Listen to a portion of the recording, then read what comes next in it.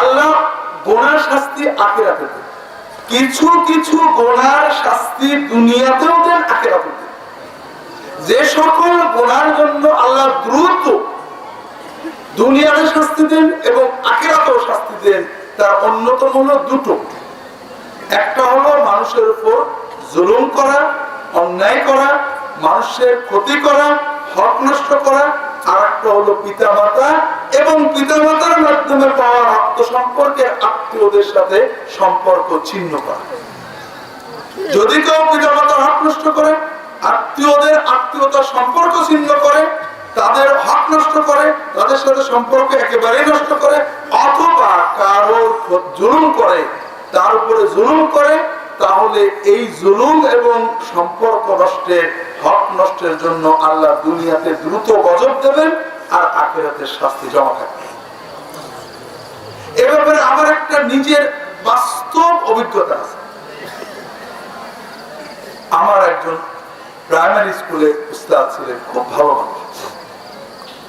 তিনি একটু দেরি করে বিয়ে করলেন, ভাই বোনদের বিয়ে শাদী দিয়ে একটু বয়স হলে বোধহয় 30-35 বিয়ে করলেন। ওই সময়ের কথা, তখন তো মানুষ এত বয়সে বিয়ে করে না। ওনার স্ত্রীও উচ্চশিক্ষিত, কিন্তু দুর্ভাগ্যক্রমে ওনার স্ত্রীর সাথে ওনার আব্বা আম্মা ভাই বোনের প্রচন্ড তিক্ততা হয়ে গেল। তখন তার পিতা মাতা ভাই বোনের বাড়ি ছেড়ে মাইল খানিক দূরে, আমাদের বাড়ি থেকে 1 মাইলেরও কম দূরে বাড়ি করে, নিজেদেরই জমি। উদ্দেশ্য ওই ঝগড়াঝাটি থেকে মুক্ত হয়ে শান্তিতে থাকে। কপালের ভাগ্যের পরিহাস, স্যারের প্রতিবেশী এক জল্লাদ। আমি স্যারের সাথে ভালো দেখা করতাম, আমার প্রিয় স্যার ছিল। স্যার আমাকে বলতেন যে জাহাঙ্গীর, ঝগড়াঝাটি অশান্তি থেকে বাঁচার জন্য বাবা এই বাড়ি করলাম, কিন্তু এমন পড়শি পাইছি যে এক পড়শি 10 শ্বশুরের চেয়েও বেশি কষ্ট। এভাবেই চলতে লাগলো জীবন। স্যারের আব্বা আমি দেখেছি 95 বছর বয়সে হেঁটে বেড়াতেন, প্রায় 7 বছরে মারা গেলেন।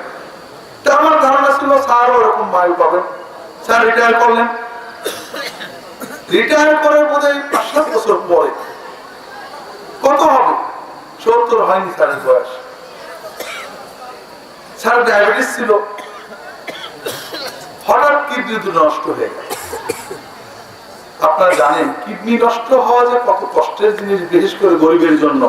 ডায়ালিসিস করতে অনেক টাকা লাগে, বিশেষ করে সেই সময় অল্প কিছুদিন ডায়ালিসিস করতে পারলেন না, প্রচন্ড যন্ত্রণা নিয়ে বুকে বুকে মারা গেল।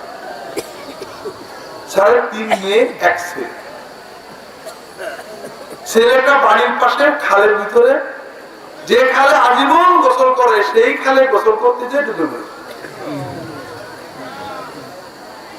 আমার এবার বলেন, যে শান্তির জন্য স্যারের স্ত্রী স্বামীকে নিয়ে পৃথক বাড়ি করেছিলেন, সেই শান্তি কি পেয়েছেন?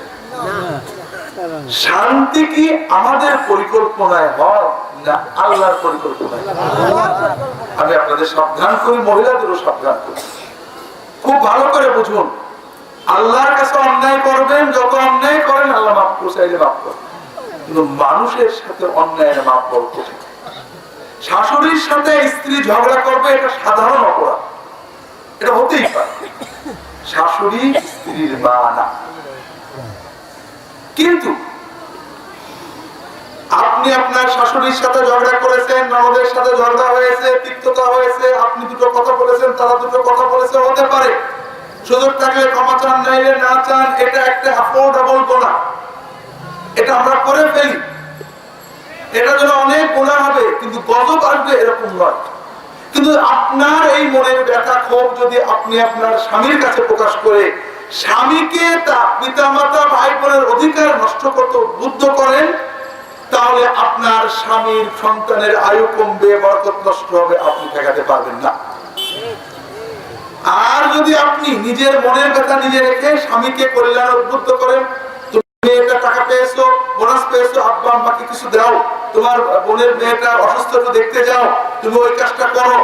এভাবে যদি তুমি তোমার পিতা মাতা ভাই বোনের হক আদায় করো, এই ব্যাপারে আপনি স্বামীকে উদ্বুদ্ধ করতে পারেন, ইনশাআল্লাহ শত কষ্টের ভিতরে আস্তে আস্তে কষ্ট চলে যাবে, বরকত বেড়ে যাবে, স্বামী সন্তানের আয়ু বাড়বে, রিজিকে আল্লাহ বরকত দিয়ে দেবে।